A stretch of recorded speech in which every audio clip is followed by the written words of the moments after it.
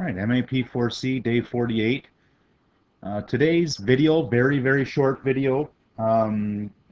Give you lots of time to think about the homework today and then starting review hopefully today. So let's get at it. What we did in the activity yesterday was you were given some data, and then with partners you're supposed to sort of discuss which model is the best, whether a linear model is the best or a quadratic model or an exponential model. And that's what we're doing today, and mostly it's going to be you working away and with your groups and with more partner stuff, but I'm going to give you a little bit of advice in this lesson. So the 3-minute review is basically today's stuff in a nutshell.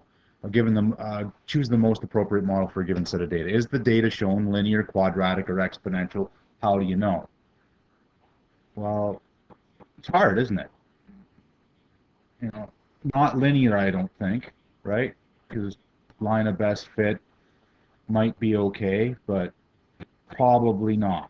Probably one of the other ones. Is it quadratic? Well, it kind of looks like half a parabola, right? Could be something like that.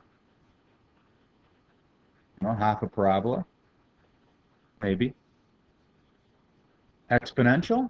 Well, exponential growth looks like it, doesn't it? So it could be any of them. Probably not linear because the graph isn't a straight line. How do you know? It's probably exponential.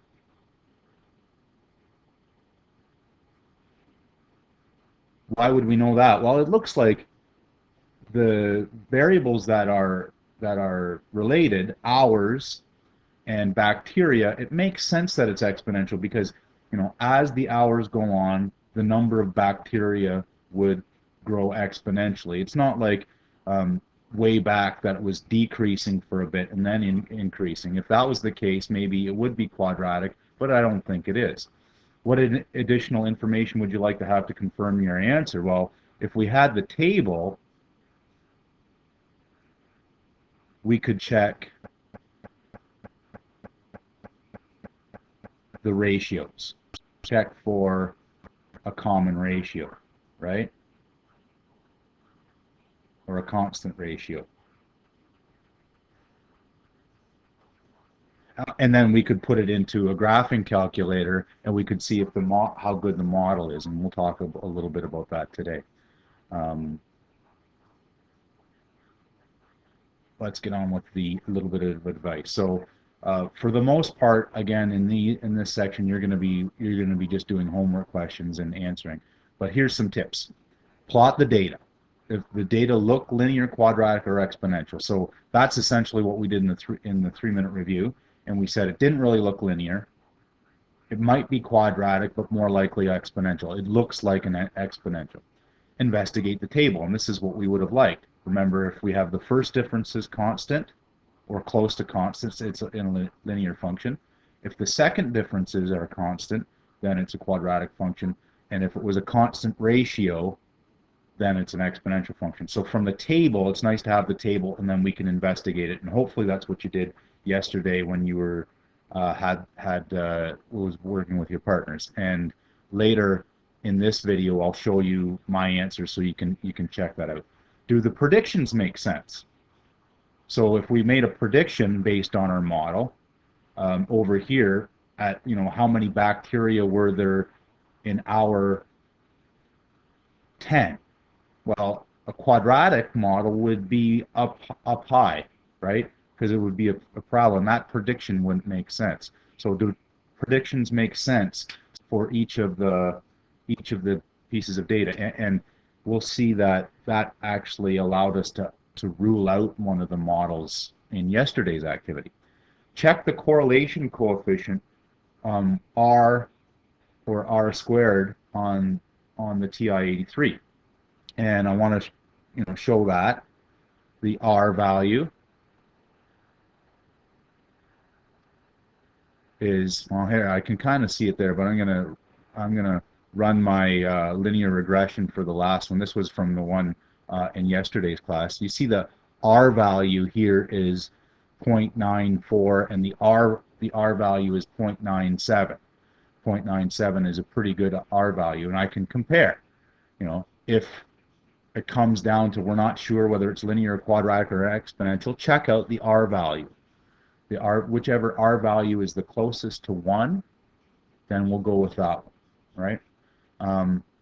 One mention, if when you do your regression, the R value doesn't show up, then you have to do something called diagnostics on. And to get to the diagnostics on, you press second function 0 to get to the catalog, and then, and I think this is in the textbook exercise as well, but just to show you how to do this, diagnostics on, you press enter, and then enter again, and it says done. It doesn't show it, but then you'd have to do your regression again. So I'll try linear regression and show you the difference. So this R value was 0.96. Our exponential regression was 0.97, which was just a little bit better. And so we choose exponential over linear, perhaps, in that case. Last piece of advice, keep it simple. When in doubt, a linear model is okay just because it's the simplest one. Okay? That's all the advice I have. In the rest of the video, I'm just going to show you my version of the comparing regression models exercise from yesterday, and then it'll be time for you to work. So here's my linear model. The tips, look, this is from today. Tips on picking a model. Notice it didn't really look linear, did it? Well, kind of it did, didn't it? But the first differences weren't constant. Does the graph match your model type? Not really. It's not a line.